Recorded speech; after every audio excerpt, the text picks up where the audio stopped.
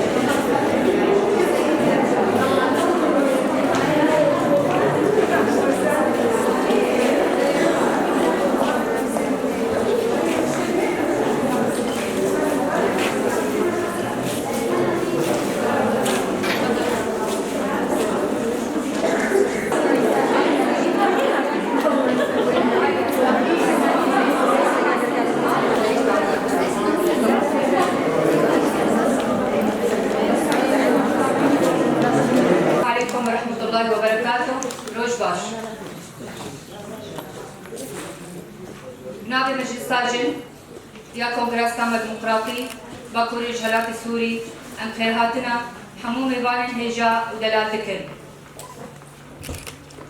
يقول الله في كتابه العزيز عن الشهداء: ولا تحسبن الذين قتلوا في سبيل الله امواتا بل احياء عند ربهم يرزقون. دقائق السكرتن سبح الشهيده.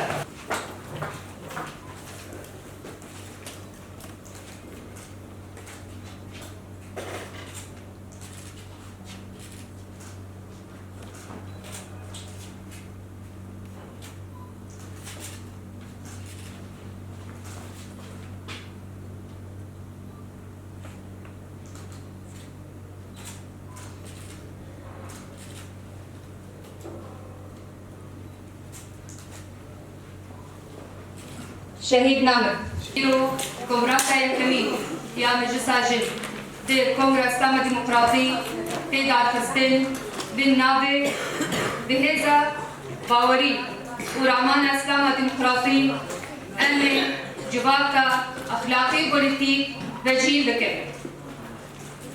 ام كونغرس اخر ل رامياري سوسيولوجيا آزادية ريبري دلان عبد الله وجلال بيروز دكن حمو مالبات الشهيدات شهيد الرومتي بيروز دكن حمو ميبان بشتار هنا بيروز دكن جار الدين سرسرة وسرجابة. الكلمة الافتتاحية الرئيسة المشتركة لمؤتمر الإسلام الديمقراطي دلال خليل، فلتتفضل مشكورة. بسم الله الرحمن الرحيم.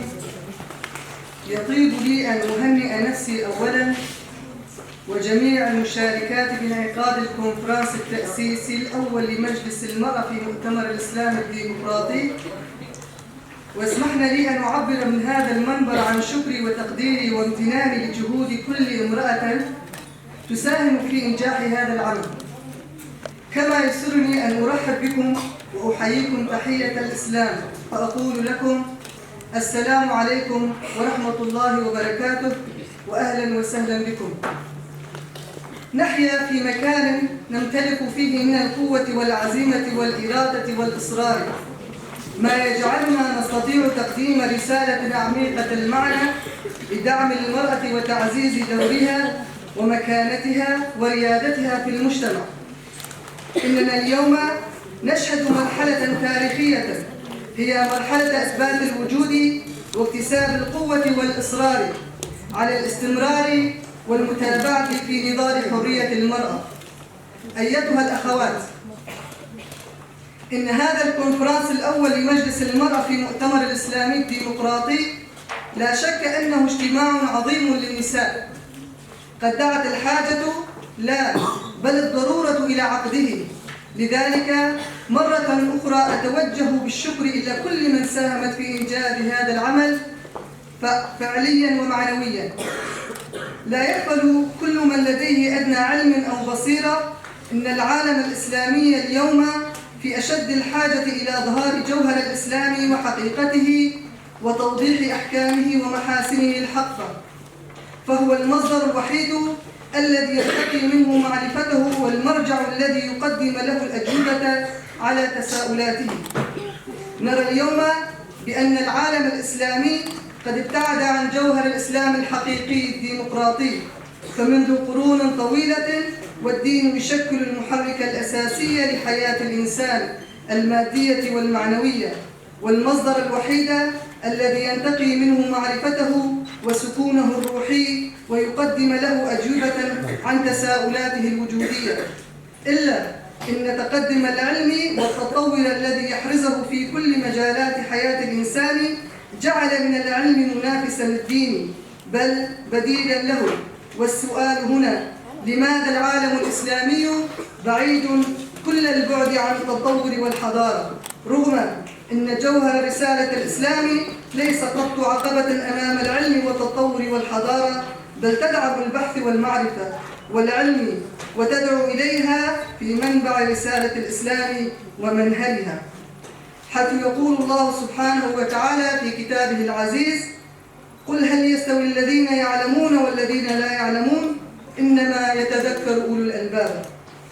هذا ولا تزال الرؤى والنظريات والمناهج متعددة ومختلفة شأنها شأن تعدد المرجعيات الدينية، بين من يرى أن السبب في التأخر العلمي والمعرفي يكمن في الفكر الديني، وبين من يرى العكس ويؤكد على أن سبب الجهل والتأخر الذي يعيشه العالم الإسلامي يكمن في الابتعاد عن جوهر الدين.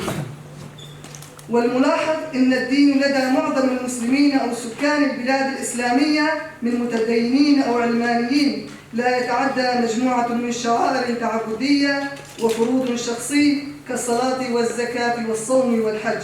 ولهذا السبب أصبحنا عرضة للسيل من القنوات الدينية التي تعمق تخلف المسلمين وتراجعهم في شتى المجالات،